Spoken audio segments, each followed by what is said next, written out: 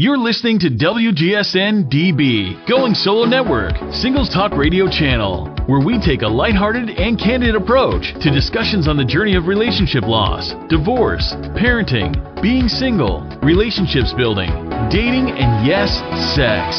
Join our listeners and begin living your best life. Hello, everyone. This is Rosalind Sedaka, and you are listening to WGSN-DB, the Going Solo Network, and the show is Divorce, Dating, and Empowered Living with Rosalind Sedaka. And we talk on an ongoing basis with experts in the world of divorce and dating and relationships and ways to make your life more fulfilling and work better on all levels. And today we have an expert that I'm very honored to be talking to, who is a specialist in one facet of divorce, which I call the darkest and dirtiest part of divorce, and we're going to explore that with everyone. So let me introduce you to Dr. Marc Roseman, who is a family mediator and certified family life educator. And Dr. Roseman began his work in the co-parenting field 20 years ago as an assistant director for child access services at the Children's Rights Council in Washington, D.C. He is the author of the new book, Preserving Family Ties, an authoritative guide to understanding divorce and child custody. And he is founder of the Toby Center for Family Transition based in Florida. Welcome, Dr. Roseman. Thank you so much, Roz. I'm delighted to be with you today. Well, thank you. We are going to be talking about parental alienation, and that is a very dramatic topic because families that are dealing with any facet of parental alienation are really working in some of the most destructive, dangerous, and debilitating facets of divorce done wrong. And Dr. Roseman himself has unfortunately experienced that in his own life. So my first question for you is, what is parental alienation syndrome, PAS? I think as an opening question for our conversation, that's really critical. That is a term that was originally coined by Dr. Richard Gardner some 30-odd years ago, around 1985. And what he did was to say there are parents who, particularly when they separate, when they divorce, they will make either a conscious or unconscious effort to prevent a relationship with their children and the parent who is now outside of that home. And the actions of alienating children are very much likened to brainwashing, really a critical part of the understanding parental alienation. It's an active effort to drive a wedge between children and the parent who is now absent from the household. Well, there you go. And that wedge is so problematic because innocent children become victims and have no idea of what's happening to them, and they are either kept from the other parent or feel guilty about not having the same relationship with the other parent, and it is destructive on such a deep, deep emotional level. I'm glad that we are talking about this, and I'm honored to have such an expert talking with us. So let's talk about some of the perceptions of parental alienation in family court. How does that play out when someone is having a divorce, and how does the courts know the difference between real parental alienation and someone who is talking about a parent who is destructive or harmful in their child's life? I'm sure that's an issue that's really difficult for all the experts to be able to perceive sometimes. Is that right? It is, but I find that the nature of parental alienation is, as many have found over the years, it is so damaging and destructive to the child, which all the research now demonstrates that there must be interventions that, sadly, can only be implemented through the family court, which are the procedures for parents who are going through separation, divorce, and child custody. The findings are that 30% of parents who split, not the majority, but 30% of the parents who split will be actively engaged in brainwashing their children against the other parent, that what has been called the custodial parent or the residential parent, or in Florida they call it the at-home parent, all labels which I find very problematic, but this identifies the parent who has the primary custodial responsibilities for the child by court order. The challenge is that the parent that wants to push back the other parent is going to use the legal system and will fabricate, will do everything that is possible to undermine, including suggesting that there's been domestic violence, that there is fear of abduction of the children, that they themselves have been threatened with physical harm, and attorneys who are hired in their role to represent their client, to advocate in behalf of their client, will do all that they can to bring forth these messages to achieve alienation successfully and with the removal of the other parent in a more permanent way. So the court system which we have today has been dealing with the issues of alienating behaviors, whether we call it parental alienation or child abuse, which it is. It's a parent feels so blocked from their children who is bringing the accusations of parental alienation. They're bringing accusations also of the harm that's being caused by the residential parent.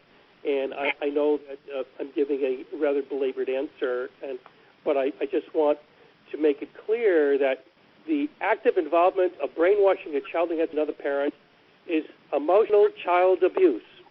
That's a fabrication of allegations of a parent who is said to be harmful, who is said to be dangerous, who is said to be malignant, and a user of drugs or alcohol. That parent who would accuse the other of these things should be held accountable. And Richard Gardner, who first examined parental alienation in depth and had created a number of recommendations for dealing with a parent who would be so alienating. Yeah.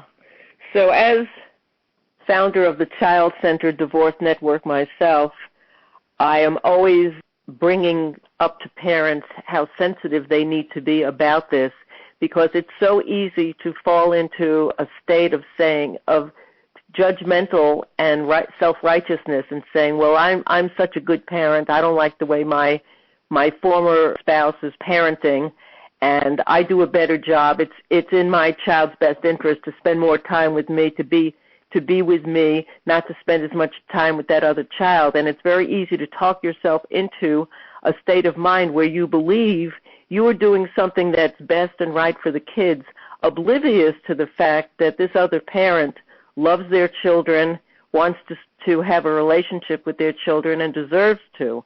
So this is such a difficult, awkward, and despicable state of affairs when one parent feels the righteousness that they can get away with this and do this, and a lot of them really believe that what they're doing is best for the children.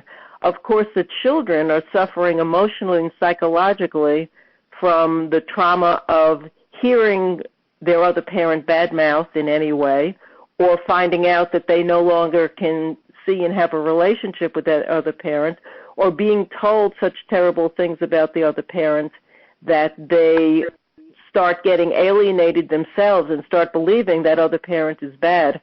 And as a parent who's had this happen to them, can you take it from what I'm saying and address what it's like to be on the other side of this pathology? Well, a couple of things, if I may. First of all, before I speak about my own experience and my own observation, Roz, I want to say that it's very easy for labels to be used in describing a parent or anybody.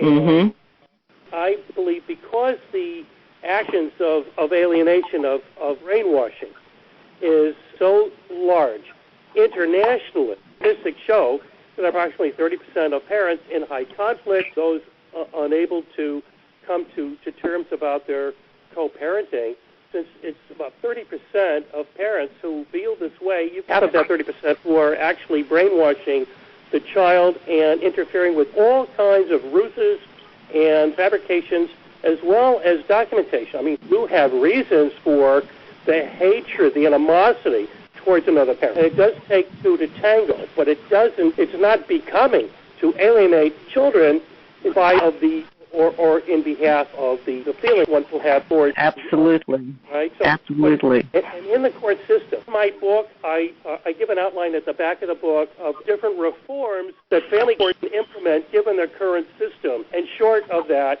what needs to be done is a complete removal of the family court system as it is now. It must be totally redesigned because the orders that come from child custody litigation will affect a child and that family for up to 6 generations.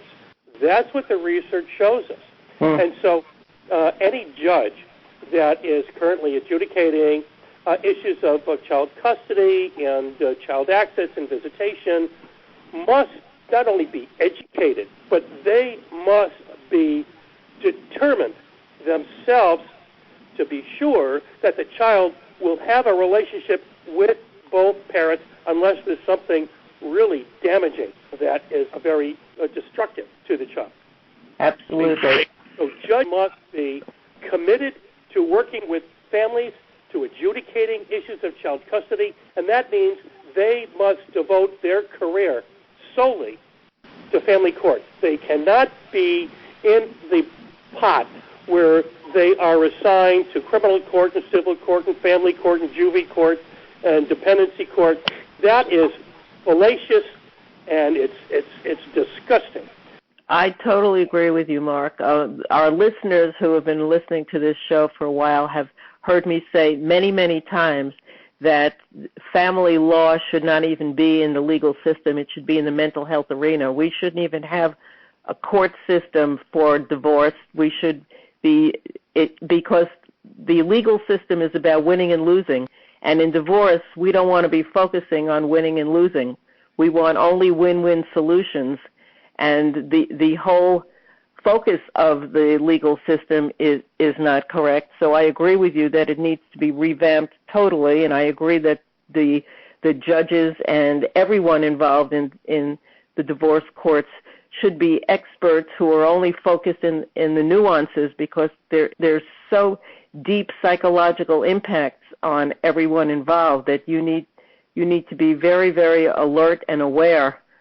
And it shouldn't be an adversarial win-lose situation. It should be what is in the best interest of those children and how can we make this work for the family. So the mindset is totally off kilter right now. And as a consequence, we're dealing with the situation that you're talking about, among many other areas that are not fair and properly handled. Back we are into this reality. Can you continue? Let's stop right now and take a short break so that we can continue in just a minute. You've been listening to WGSN-DB, the Going Solo Network, with Divorce, Dating, and Empowered Living with Rosalind Sedaka. Hi, this is Cece Schatz, and I want to welcome you to Going Solo Next Step. We are an innovative, transformational site with a personal touch, as we are an online, interactive, social website connecting other like-minded individuals who are adjusting to their new single life. Going Solo Next Step will connect and help you deal with issues such as relationship loss, divorce recovery, relationship building, transition into dating, single parenting, spiritual connection, inspirational personal growth, sparking your career and understanding your life path, wants and goals. This is a new, exciting, social, interactive website. We hope that you will join us for our wonderful groups and forums, and I can't wait to see you there. www.goingsolonextstep.com. Okay, we're back. This is Rosalind Sedaka with Divorce, Dating, and Empowered Living, and you're listening to the WGSN-DB, the Going Solo Network, and I am talking to Dr. Marc Roseman, a family mediator and certified family life educator, who is a specialist in parental alienation, and we've been talking about the challenges in the legal system when anyone is caught up as a consequence of parental alienation.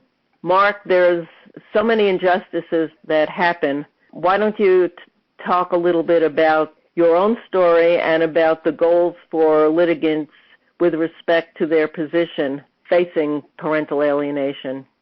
Thank you, Roz. I want everyone to know that I've had the pleasure of knowing you, Roz, for nearly 10 years. You've been a part to the work that we've been doing in Florida. You've spoken, and you have been leading the educational efforts for people to really understand more and giving ear to involved in trying to make changes and deal with what the realities are, as you mentioned. My own experience was 1997, during my first year of litigation with an attorney, and subsequent for the next 4.5 years, I fought for access to my children, and the courts at that time, going back 25 years ago, and longer, the courts really had no sensitivity. The rate of divorce had begun to increase significantly. They were, I think, was ill-prepared, and at the same time, they were also holding on to, the best interest concepts that, in fact, had changed twice over the last 150 years. Today, it's been a struggle for many states to really put into statute what is truly in the best interest of children. But if they understand the research, which most of the fundamental research which I've written about in preserving family ties, I hope people will see, that is research that can be used in court, that is research that they can provide in their cases and to their politicians in hopes that they will change the statute. So my background 20 years ago was a very frustrated one. It was a very difficult one, and of course my children had been alienated, and there was that observations made by forensic psychologists, but yet the court was very lame in enforcing any effort for me to have access to children, either through therapeutic facilitation or not. And that drove me to consider two things, as it does many parents today. And those two options are, number one, continuing to fight and look at the messages they can bring, and doing so at great sacrifice by giving up their jobs, focusing on the law, and being frustrated and talking to others, or killing themselves. And I wanted to kill myself. I fought for a number of years, trying to get the courts to understand, and then I met David Levy, who was the leader of the joint custody movement internationally, I will tell you, and I worked with him in Washington, and we were able to bring joint custody law to 30 states, 30 to 32 states, through testimony and having national conferences on these subjects and helping educate politicians with willingness to implement that. But the frustration is that when I came to Florida 10 years ago, I began working directly with the population of people who, like myself, were very frustrated not having access to their children, and we cannot give legal advice in my agency, which is the Toby Center for Family Transitions, or the Toby Center, named for my mother. But what we do is encourage people to seek court orders for visitation, and if the court says, well, we can only have you see your children with an approved facilitator through supervised visitation or therapeutic supervised visitation, then these are the clients that we have now in nearly half of Florida. We've expanded our service areas. But the population that we work with are those who are very frustrated, people who have told we have 27 people in the field working both clinically and non-clinical services. I've been really blessed in doing that. But the number of people who have had to go back to court and to obtain court-ordered visitation, even though they're seeing their children in different types of venues that we like to facilitate, still the frustration is there, the lack of confidence in the court system remains present, and the fear of litigation pervades their entire case. And we have, I just want to add, Roz, that because we are neutral, and I've trained all of our staff to prepare reports that demonstrate what is observed, to represent on paper, the quality, the conditions, the interactions between parents and children based on their own observations. You will have attorneys who want to sabotage that. If they understand that a parent who is ordered for visitation is doing well, is showing love and care, then they want to sabotage that because they're trying to do what their client wants, which is to end the access. And that's frustrating for us, but I'm getting too old not to call a spade anymore. When I speak, and people have heard me speak over the last year quite a bit, but I do not mince words. We must take action, and we must make it clear that attorneys may want to look at their code of ethics. And as in the medical field, doctors have the code, do no harm. When it comes to family court, that is a missing piece. And I believe that although attorneys some of whom are among my best friends, I will tell you, but I must say that advocating heartily with vigor on behalf of your client is not the code that should be in family court. What needs to be in family court, as it is now, is like you had said repeatedly, Roz, and that is what's in the best interest of children. It must be a win-win situation, and we are affecting families for up to 6 generations with court orders. May I add a set of statistics, Roz? Sure. Thank you. I mentioned 30% of parents who split are considered to be high conflict, highly conflicted, having difficulties in relating to each other and coming up with co-parenting plans and decision-making. The number 30 is a very magical number. It's also a very dark, black number. What that means is that 70% of our kids graduate high school. 30% do not. 40% of kids live in single-parent households. 60% do not. If you look at the incidence of alcohol and drug abuse, and I don't care if you want to look at opioid abuse or alcohol abuse, the kids who are most prone are those from the single-parent households, particularly, according to the research, where a parent, and especially a father, is absent from that home. So the number 30 is really critical. And, we have not gotten a dime from any funder. They all tell us the work we do in reunification is vital and critical. But not one funder has said, Mark, this is our mission. We want to support the Toby Center. No. They've said it's not their mission. Well, I don't understand that. And the number 30, I'll just conclude with this statistic. About 30% of people who call the Toby Center for assistance with seeing their children and having reunification therapy or visitation, 30% of people who call us do not have the disposable income to pay for these services. And in Florida, state misuses the federal monies that were allocated specifically to help these parents in family court with mediation, with visitation, and with therapy. All that money has gone directly to DCF. Now, the magic number 30 is the percentage of families who we work with statewide that are referred by DCF through their regional providers like ChildNet in South Florida. So it's an abominable system that not only Florida has, but the country has.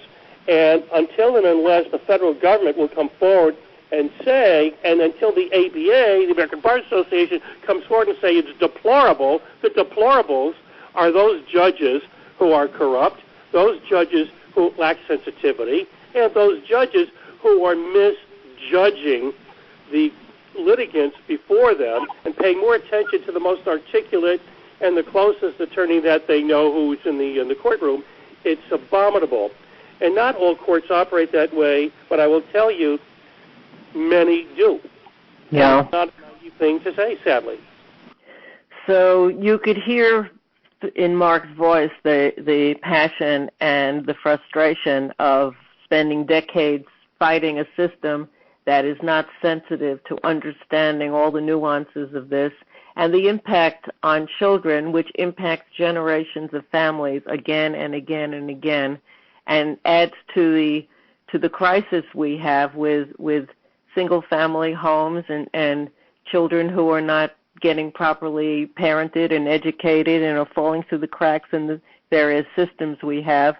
So much could be changed if the legal system really looked at itself and made decisions that were based on understanding that divorce is about families, and this is a mental health challenge that needs to be addressed and not a legal challenge that has to do with cronyism and good old boy networks and other things that are part of the current systems around the country.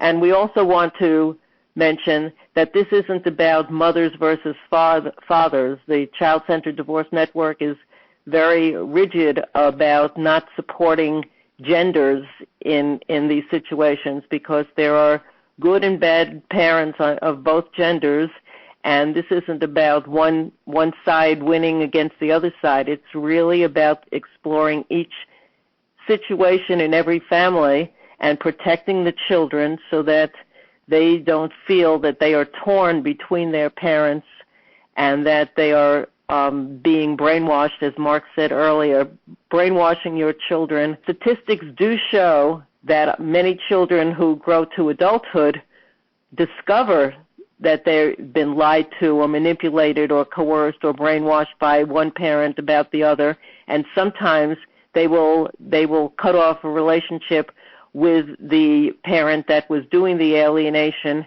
and turn away. It doesn't always happen because they don't always get the right facts, but very often adult children will hold you accountable for the way you behave during and long after the divorce and realize that they were being manipulated by parents who were only interested in their own ego situation and their own well-being. Marc, before we go any further, I want to ask you if you could share with our listeners how they can find you, what formats they can use to access your services. Well, thank you.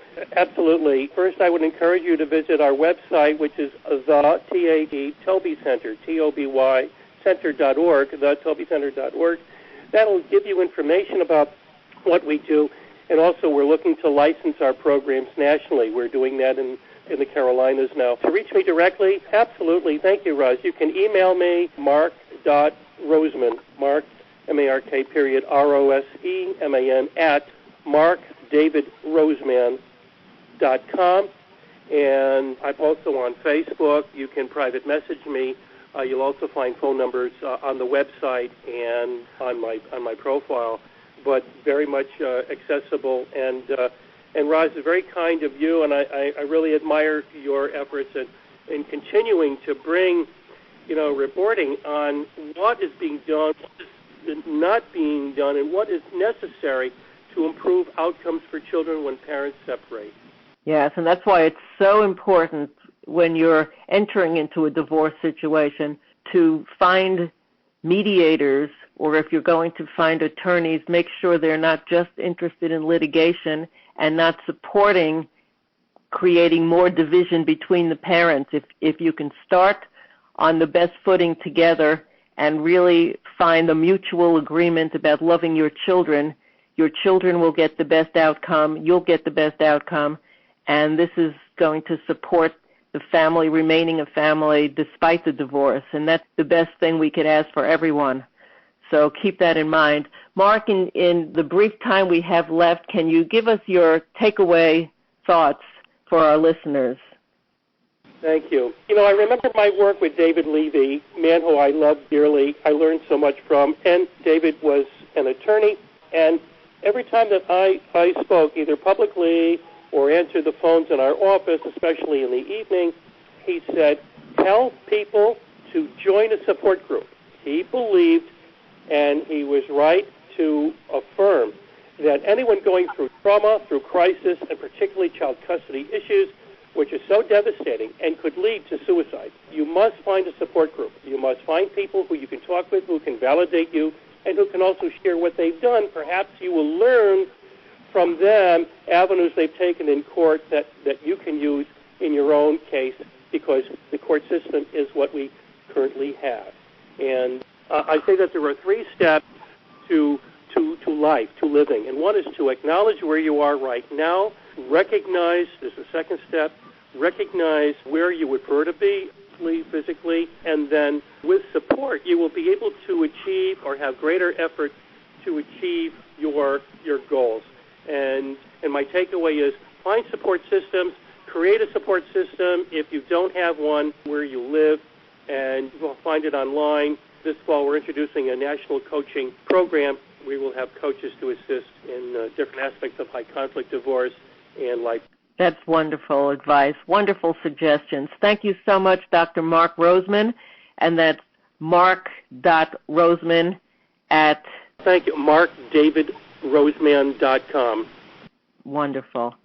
So thank you. We've been listening to Dr. Marc Roseman, and we've been talking about parental alienation, and I hope you take this to heart and share this with anyone you know who should be listening to this conversation and getting the support that you could find from Dr. Roseman and the Toby Center. This is Rosalind Sedaka, founder of the Child Centered Divorce Network. You could find out a lot more about this and other topics related to divorcing with children at childcentereddivorce.com. And you've been listening to WGSN-DB, the Going Solo Network. Talk to you again soon. Bye-bye now. You're listening to WGSN-DB, Going Solo Network, Singles Talk Radio Channel, where we take a lighthearted and candid approach to discussions on the journey of relationship loss, divorce, parenting, being single, relationships building, dating, and yes, sex. Join our listeners and begin living your best life.